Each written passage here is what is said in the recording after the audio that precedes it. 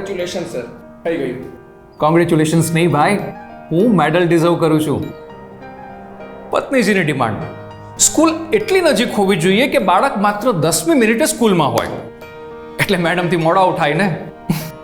અમારા રાજકુમારની demand, mall એટલો નજીક જોઈએ કે મન થાય અને પ્લે ઝોન ઉપડી જવાય.